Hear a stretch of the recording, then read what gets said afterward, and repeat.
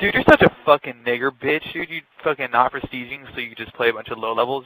You have 24,000 kills in your fucking level 55 non-prestige. You're a little fucking faggot, dude. Go play some real players, you garbage-ass piece of shit. So that message you heard is a message that I get just about every other night. Somebody kind of calling me out for not prestiging. I didn't know it was such a big deal, but I chose not to. But anyway, I thought it was funny, so I wanted you to hear that. What I'm going to do now is a Q&A video. I haven't done one of these in a long time. The last one I did went over fairly well, and I've watched a couple of Q&A videos the last couple of nights, and I really enjoyed them, so I thought maybe I'd give it a shot. Thank you for those of you who submitted questions. If I don't get to your questions, I apologize. I'll maybe somewhere down the road, I'll do another one. I'm not sure yet, though. First question is from Ocean Ops. Do you think YouTube should be a hobby or a second job? It definitely needs to start out as a hobby. I mean, that's why we all do this, right? From the biggest YouTubers to the very smallest. It starts off at a hobby, and who knows where it can turn into. You can possibly make some money, but definitely a hobby. If you think you're going to make money doing this, or a significant amount of money, the odds are against you. Let me put it to you that way. So keep it as a hobby. Do it because you enjoy it. That's pretty much what I do. And the next question is from Mr. Felix Black. Why don't you do more dual comms? You know, I did a bunch of them back in the day when I first started my channel. I did a series called the Sunday Subscriber Spotlight. And it just kind of ran its course. Where it got pretty stale after a while. The views really dropped on it. And I didn't even do the dual comms to promote someone else or to promote myself. I did them kind of to get to know my subscribers, and my subscribers are so loyal. I felt that it'd be nice just to help them out a little bit if I could, and who knows, maybe they'll return, but probably not anytime soon. Next question is from Swergy is God. What is it like being a father? It's absolutely undescribable, to be honest with you. When your son or daughter takes their very first breath, your life is never the same again, and there's nothing quite like it. It's awesome being a dad.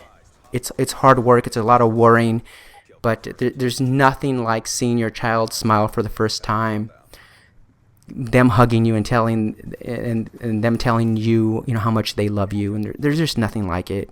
It's a lot of worrying for me, but it's all worth it. And the next question is from Unisold Tech. What's your biggest regret, mistake in life? And I kind of went over this in a previous commentary, but probably just not trying hard enough because I didn't want to fail. That's probably my biggest regret, is not ever giving anything 100%. And I don't know why I'm like that. I wish I wasn't. But the fear of failure is strong in me, I guess. And if I could do it all over again, I would just give everything, whether it was my schoolwork, whether it was sports, whatever. Just 100% in everything I can possibly, every ounce of energy I can put into it, I wish I would have. And I wish I can go back in time and do that over again. Next question is from Alex D 1996. What's your best memory from high school? This is kind of hard. So many memories. So I'm going to talk just a little bit about that 4-year time frame of when I was in high school. What I remember the most. High school was the first time I ever fell in love. My first real girlfriend. That girl, obviously it didn't work out. I'm not with her now. But she is kind of like, I compared every girl after her to her. So that was like a very special time. I can remember the simple things. Like my mother giving me a ride to school every day and us just talking on the drive. I could remember waking up and seeing I'm Catholic, so seeing my father sitting down early in the morning before the sun even came up and with his rosary beads praying. I remember things like that. I remember being in football and baseball and looking up in the stands and seeing my parents there, and they just looked so proud. And probably out of all the things in high school, those are the things I remember the very most, that will forever be in my head, that I always think very fondly about. Also, high school was a time where I first discovered really race.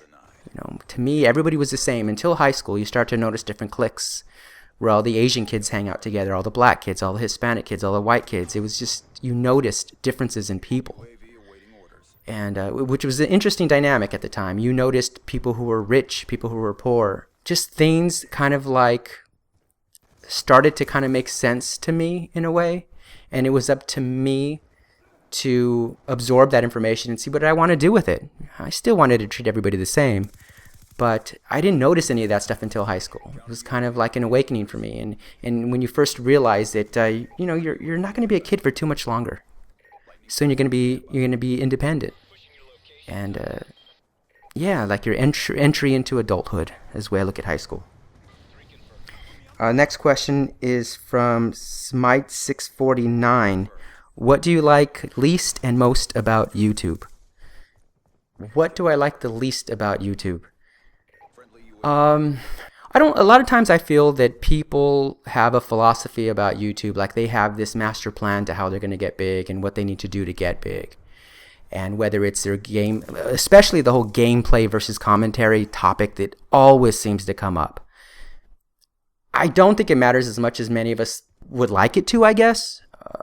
If you're a likable person, or if you're not a very likable person, you can still be very successful. But it is about you. It's about who you are, not about your score necessarily. It helps for the younger, I think, demographic on YouTube to be a really good player, but I think more so. I did that video when I quit YouTube, and I promise you that the responses I got on that video literally brought tears to my eyes. Some of the just beautiful things that people said to me and wished me well.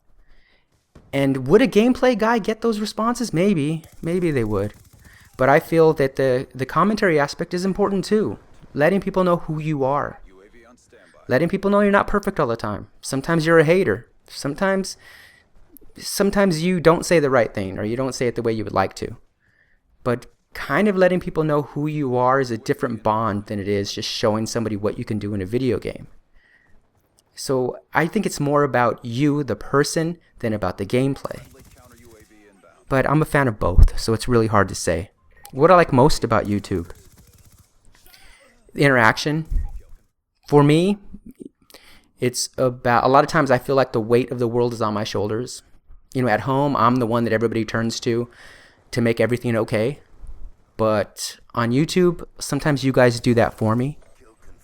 When I'm having a bad day, you guys can make me laugh by the comments or on Twitter. Make me feel like a kid again. Even if it's just for moments, sporadically throughout the day, you guys make me feel young again. And everybody needs that. It's my escape. So what I like best about YouTube is the people I've met, even the haters, even the people I know don't like me. It's still interesting to me, and it's a time in my life that I will always remember. So anyway, there is my Q&A video. Hopefully you enjoyed. If you enjoyed, please leave a like. If not, tell me what I could have done better. This has been Serious Drama. Be kind, be good, be safe. I'm out. Hostiles have destroyed your UAV. Kill confirmed. Lightning strike awaiting coordinates.